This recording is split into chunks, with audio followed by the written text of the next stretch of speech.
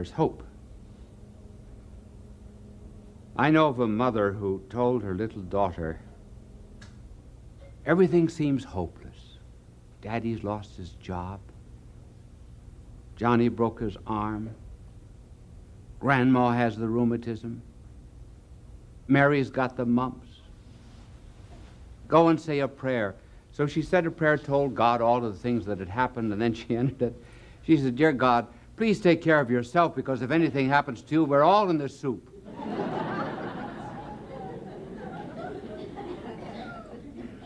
Things really aren't as bad sometimes as they seem.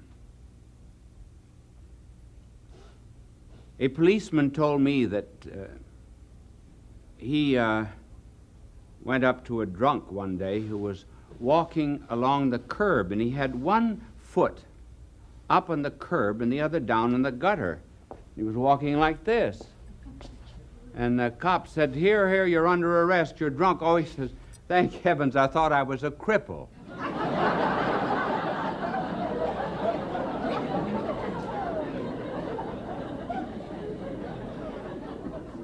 Well, the reason we chose this particular title is because the atmosphere of literature, of poetry, of drama, of novels, is so very despairing. We know of many individuals who, from a psychiatric point of view, are what are known as manic depressives. You know, manic depressive is one whose emotional life is almost like this. In other words, they have their ups and their downs. They're full of enthusiasm, and then in another moment, they're in one of the 2 or 3 Ds that we have to avoid, the depression and the dumps and the devil. Now, this happens to individuals who are mentally disturbed. I think it happens to civilizations. The 19th century was a civilization of ups.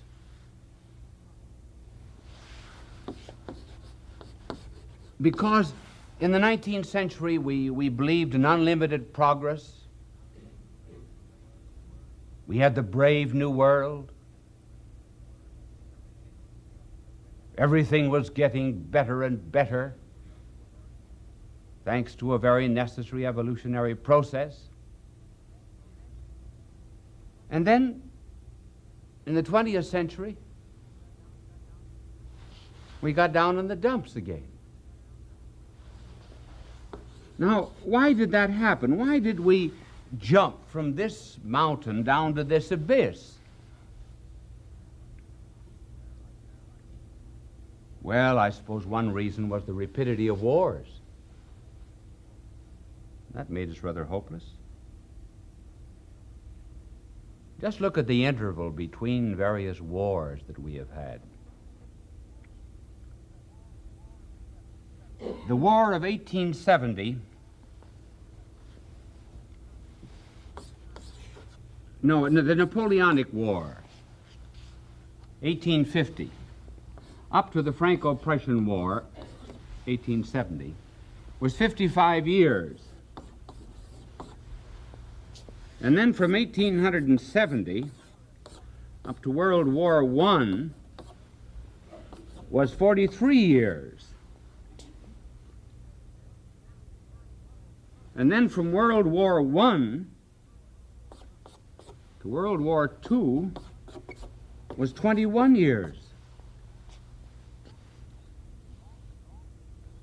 And along with that, the threat of nuclear destruction. And I suppose that helped put us down into the depths. And how do people meet this despair? That's the question we ought to answer before we show you the way out. Now, I pretty well messed up my blackboard, but oh, the angel this morning, my angel that takes care of the blackboard, you should have seen his hair this morning. It was delightful. I never saw it so beautiful. And I said, Well, what are you using? He says, Halo.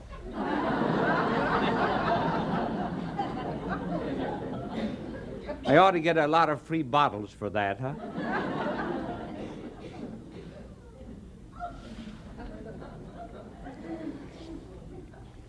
Now, how do people meet this depression?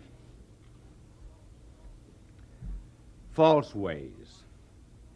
Well, one is indifference. That's one of the very common ways that it's met. In other words, they say, well, simply because of the rapidity of wars, and we should just simply shrug our shoulders and say, well, what difference does it make? There's one character in a modern novel was asked, why do you drink? Oh, he said, 24 hours in a day, 23 and a half of those hours. What are they? Hoping, waiting for something? But they're just boring. So I keep on drinking. And then the hours and the minutes and the years pile up. So why not be indifferent about it all? No goals, no purposes, no ideals. This is one way people meet despair. There was a poet in World War I by the name of G. Studdert Kennedy, who wrote a poem on indifference, which is a magnificent thing, in which he described Christ coming to Calvary and Christ coming to Birmingham, and how he was treated cruelly at Calvary, and how in Birmingham they paid no attention to him. And he found the crucifixion of Calvary very much because the theater is sometimes very much in advance of the thinkers. The dramatists have their fingers on the pulse of contemporary civilization, and they point a way. They do not like this indifference. They're getting tired of it. They're even getting tired of the revolters and the placard bearers and the signers. And they're beginning to say that survival is not enough. Now, they have not yet seen the light, but it's interesting that they're getting beyond despair. In one of the very popular plays, there were two characters, both Italians. One had come over from Italy and the other was raised here. And the one who had come over from Italy was violently killed, and the other one said, he never would settle for half. I have. And I've been unhappy. Here was a character, you see, he was looking for commitment. He didn't find it, but he was looking for it. That was hope. But vague, of course. Then there was an Australian dramatist who wrote an odd play called The Summer of the 19th Moon.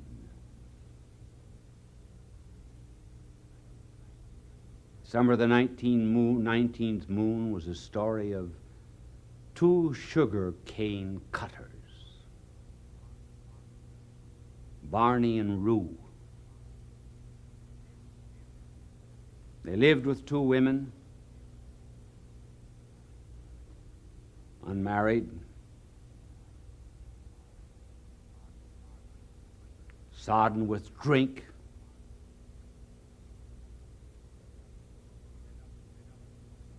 fed up with sex, tired of life.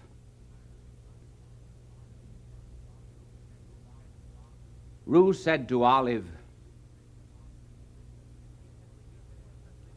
He said, we just live in the dust. And that's all there is before us is dust, dust, dust. So let's get married. And Olive refuses. No, she said, this is despairing of our present condition.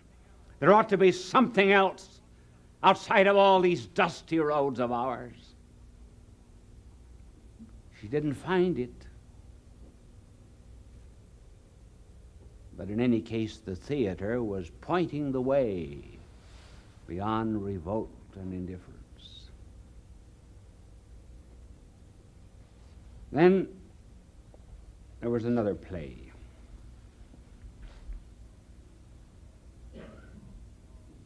It was called Waiting for Godot, G-O-D-O-T.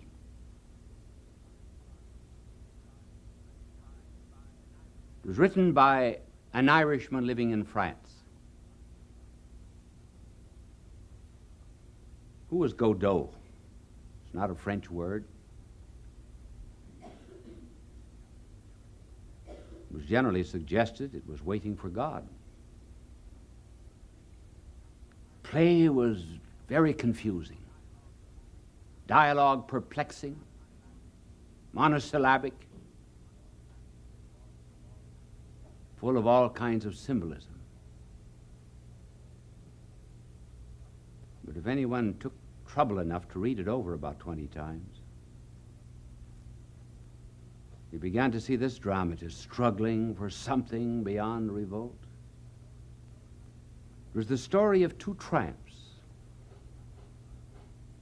One who signified the active life and the other the contemplative and mental life. Symbolized them in curious ways. A hat that was on too tight and loose boots. They were waiting for Godot. Godot will come along. He will help us. All during the first act, they wait for Godot. Godot does not appear. Finally, there come two tramps, or rather, two characters, one of them named Lucky, and a servant of his.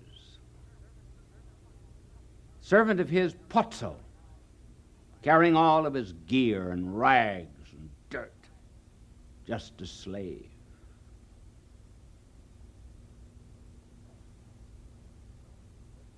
And lo and behold, it turns out that these two represent Godot. Namely, maybe the God we're looking for is not the God that we expected. Maybe he's carrying all of the burdens and anxieties and fears and dreads of the world, like this old Pozzo. It was almost taken out of the 53rd chapter of Isaiah,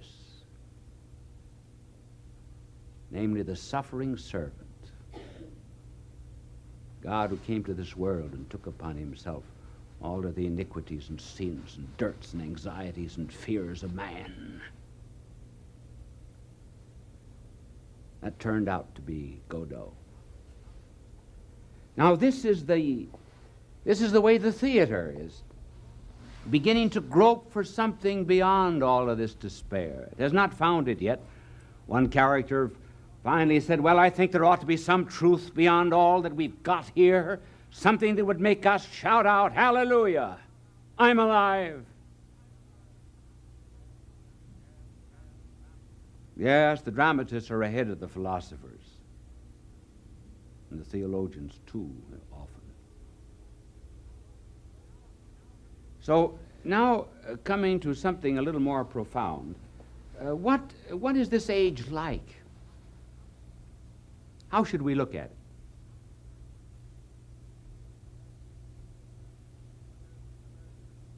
Well, there's a description of what happens in the lives of saints that I think we can apply to our times, namely the dark night of the soul. Saints very often get into one of these troughs, one of these depressions, where they have faith, but they have no sense of faith. They have no feeling whatever of the presence of God. Only of its absence, his absence. Great St. Teresa went through that for about 18 years. Now, the law that runs through the spiritual life is that we never come to a higher point in life until we have passed through a lower one. There is a death to something low before there is a birth to something better. Maybe this despair that we find in youth, in the philosophers of the absurd, the novelists of indifference, is this dark night of the soul. There are treasures in darkness. Beyond is the light. It's something that happens even in marriage. First, the body leads the soul. Then there comes that dark night of marriage where one wonders, well, what's it all about? And then there comes the light and the hope out of it all, namely, the soul begins to lead the body. And there's great happiness. So that our times, I think, are very much like, well, Holy Thursday night in the garden, when the apostles slept out of despair. Something like Easter Sunday afternoon when the disciples were walking on the way to Emmaus. And the blessed Lord, unknown to them, joined them on the way, and he said to them, "Why are you so sad? Why sad? Why downcast?" And they said, "Didn't you hear what happened? That we who thought he was the Savior of Israel was dead. And yet in a few hours, there he was." And that's the moment we are now. There's hope. And to bring it to something more personal, there was an archbishop of Paris who gave a very famous sermon at Notre Dame Cathedral.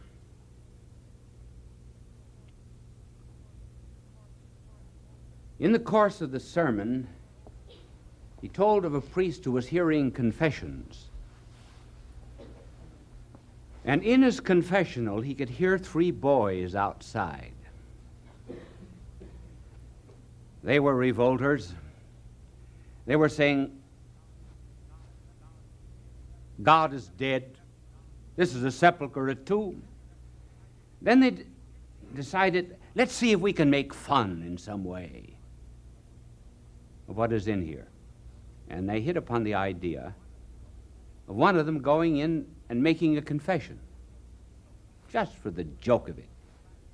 So they agreed. Anybody that would be brave enough to go in and make a confession, we will give to him 5 francs. So one boy said, "All right, I'll go in." So when he went in, made his confession, the priest, pretending he didn't know anything about the conversation, and accepting the confession as if it were genuine, gave him as a penance. He said, "Go up to the communion rail.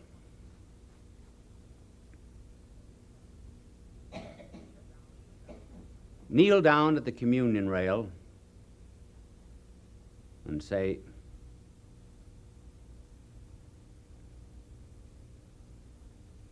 'God's dead.'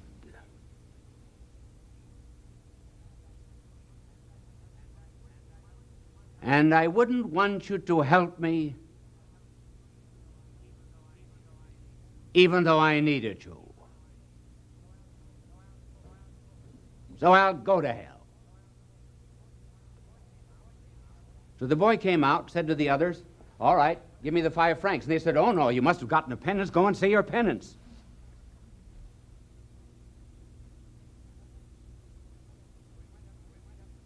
So he went up to the communion rail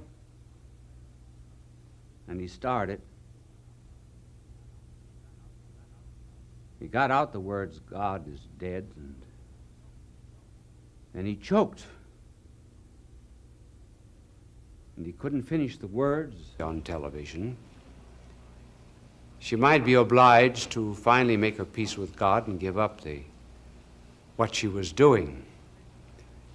So she said she consistently refused. This particular time, she was getting ready for a date, and her hands and face were smeared with cold cream. I came on television succeeding a show that she was looking at. She didn't want to smear the machine, so she had to leave me on. So she wrote and said, well, you did it. I finally came back to God, and I sent her a telegram. The telegram read, congratulations, a beautiful instance of how grace works through grease.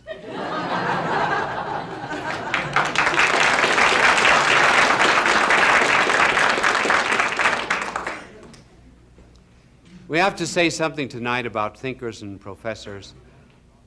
There was one mother who brought her little boy to a professor of psychology, and the professor said, we'll have to give him an aptitude test. She said, there's no need of that. He's apt to do anything. And some of the professors that we are going to talk about tonight, I wish that they all followed the example and the reminder of this particular one. He had to have an operation. He was prepared for the operation, finally wheeled into the operating room. Sterilizers were sizzling, instruments were gleaming, doctors and nurses were round about with their masks. Everything was prepared. Doctor standing over him, the sheet was finally pulled off of him, and he had written on his torso the word, think. Now, some of them think very well in certain moments, in certain subjects, and at other times not quite so well. I remember having dinners about a month apart with a group of professors. I was one for a quarter of a century in the university. The first dinner, we talked about science,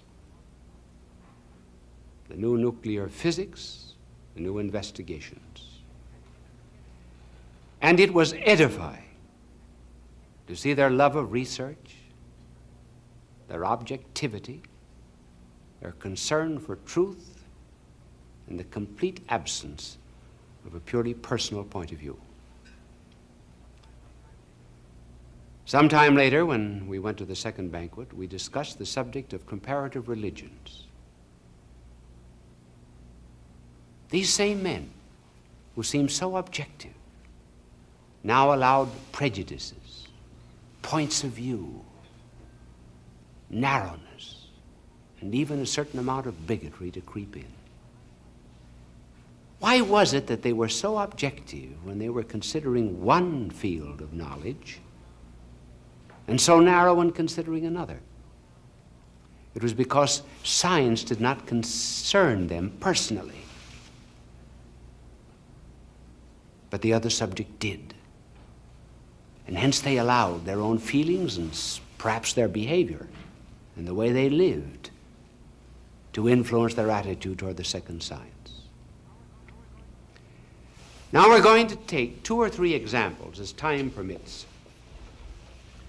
of thinking on this subject of comparative religions, men who should know better, and show you the kind of arguments that they use. Our first sample is H.L. Mencken. Mencken has written, "It is to be observed that the mothers of all of the prophets and men who claim to be messengers from God had names that began with an M. The mother of Buddha was Maya. The mother of Adonis was Maya. The mother of another was Mira, Batis. Now he said that explains the fact that the mother of our blessed Lord had devotion grow up to her because her name was Mary and it began with an M. Not very sound, is it? It reminded me when I was a boy, there was an old German that lived in our block, and I can remember asking him once, "What kind of an automobile do you have?" And he said, "Son," he said, "the three best automobiles in the world all began with a P, and I have one of them. The Peerless, the Packard, and the Buick."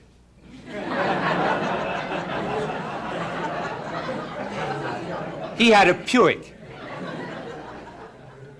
Well, it was as sound as the argument of Mencken. Then take another great mathematical physicist, truly learned man, Alfred North Whitehead. Alfred North Whitehead said, "It was the custom once a year in the cult of Mithra for the king to enter into the temple and become intoxicated." Now I'm quoting Whitehead verbatim. Whitehead continues, "The awe at intoxication explains the use of wine in the communion service." Imagine. Can't see the difference between wine for intoxication, wine in a communion service. That man couldn't see the difference between a rope that's tied around a man to hold his pants up and another around his neck to hold his whole being up. Take another. This is so common. There's no point in using names. Names from Germany, France, England, and America. Their argument is that all religions are due to a sun cult.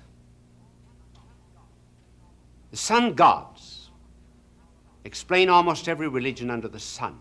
Apollo, for example, had a miraculous birth. Attis came from the lower regions. Osiris rose from the dead. Tammuz came out of the lower regions.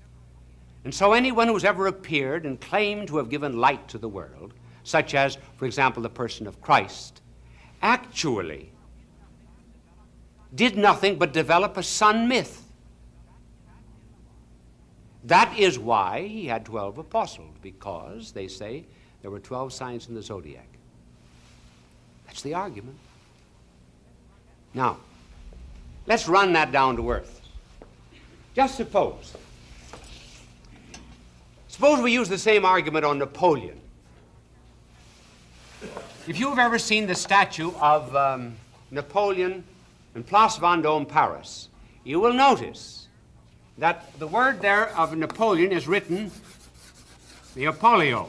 Now that would mean, making this Greek, that means that he is Apollo itself. So there never really has been a Napoleon. It's all due to the sun cult of Apollo. You think you studied the history of Napoleon? Ridiculous. Who was his mother? Letizia, wasn't it? Who was the mother of Napoleon? Leto. What does Leto mean? In one language and Letizia in the other. Both joy. That's how we got the idea that Napoleon was born of a woman named Letizia from Apollo. You believe that Napoleon had 3 sisters? He did, according to a myth, but where did the myth start? Apollo had 3 sisters. Didn't Apollo have 2 wives? One was the earth, the other was the moon. Napoleon had 2. Where's the sun the major part of the day? How long is it in the sky? About 12 hours. How long did Napoleon reign supreme? 12 years. See, sun myth. He never existed. Furthermore, where is the sun strongest? In the north or the south? It's the south, isn't it? Gets weaker in the north, doesn't it? Where was Napoleon defeated? In Russia. See? Napoleon never existed. Sun cult. think. Now, here are two false assumptions that they use. One false assumption is that the primitive religion, whatever it is, equals the original religion. So if you want to know what religion is, you must go back through anthropology and study some very primitive manifestations of it. And all religion that has ever been in the world is nothing but a development of a primitive religion. Now, that's not true. Religions not only evolve, they also devolve. Our blessed Lord said at the end of time that his church will be persecuted. Think you that when I come again I shall find faith on earth? It will not be an evolution, there will be a kind of a devolution in the sense of persecution. And furthermore, do we use this kind of an argument in any other kind of science? If we study medicine today, do we say we've got to go back to the witch doctors? Is astronomy today dependent upon astrology?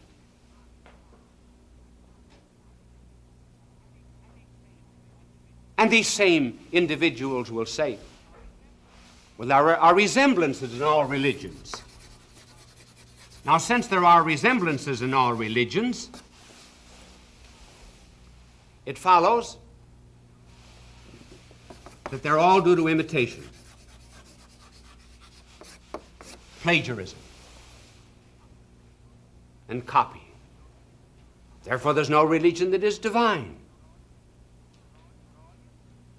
They're all human.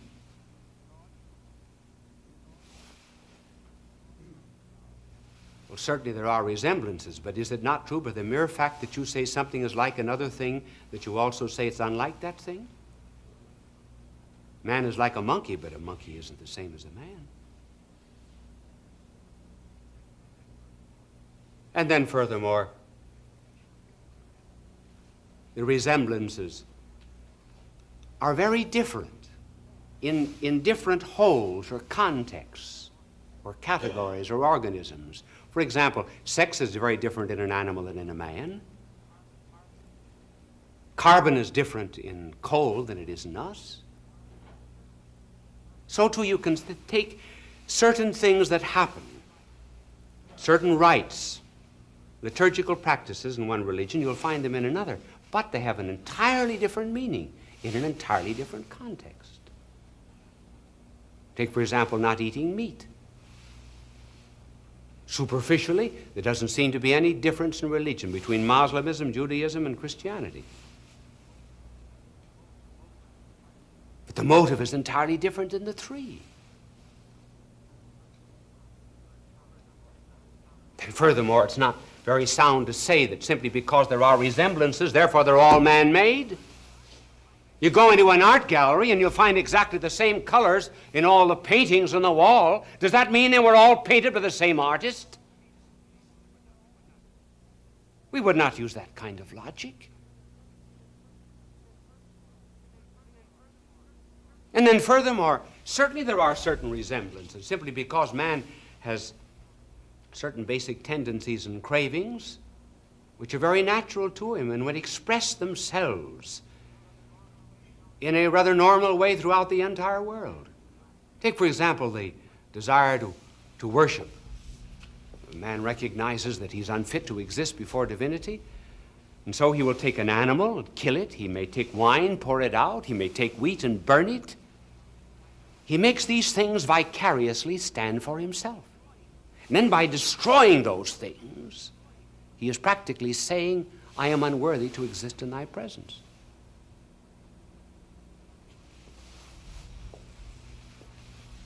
What then is the proper attitude to take toward all world religions? Well, really the proper attitude to take is that there's something good in all of them. Perfect truth is really like a circle. You know, that's the only thing that I can draw well. See how good that is? Isn't it? I can't draw anything else. I'm proud of that. Now, truth is like that circle. It has 360 degrees. And that fullness would be found, for example, in the fullness of Christ's mystical body. Now, we are to think of every religion under the sun having something good. Maybe some religion that's started this afternoon in Los Angeles. That's got some good in it. May only have 10 degrees, but it's got some good. Buddhism, Confucianism, all the other world religions, they've all got good in them. Then you get to others, maybe they'll have something like 240 degrees of truth. Therefore, our attitude is not to be constantly pointing out the error, looking for the defects, seeking what is black, but rather laying hold of what is good. That's what St. Paul did, for example, when he was in Athens.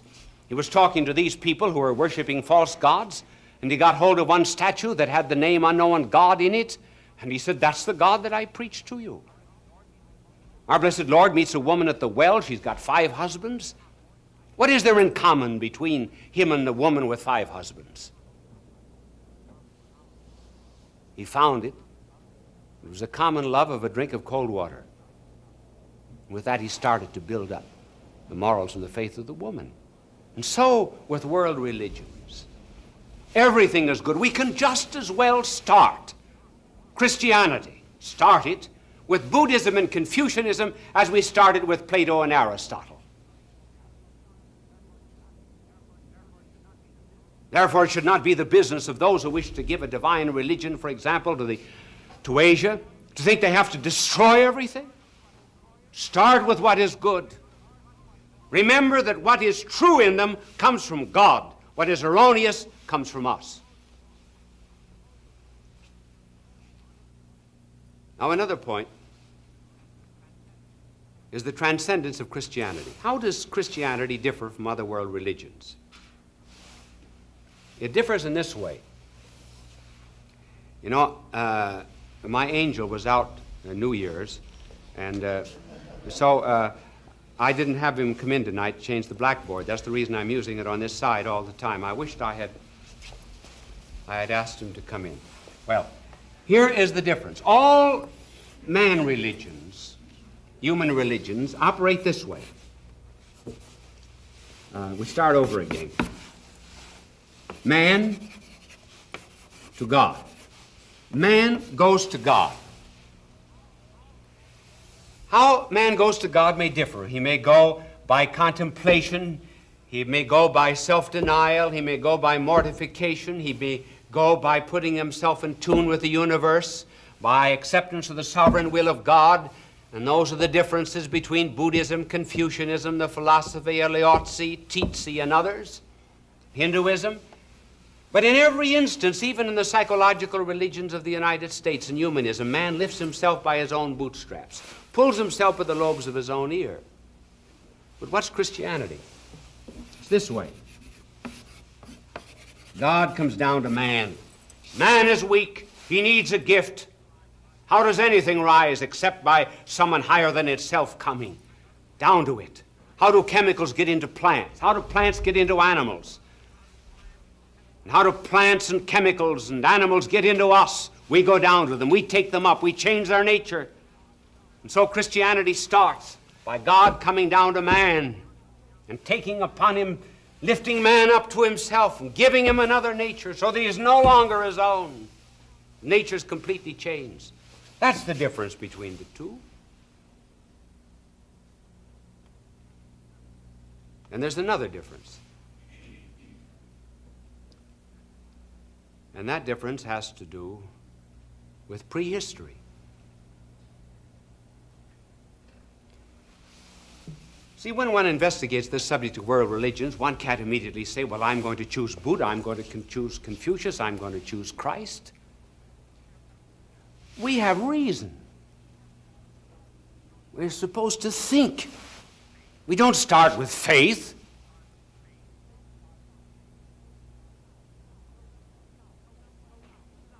So we think out some ways of studying, well, which one am I going to follow?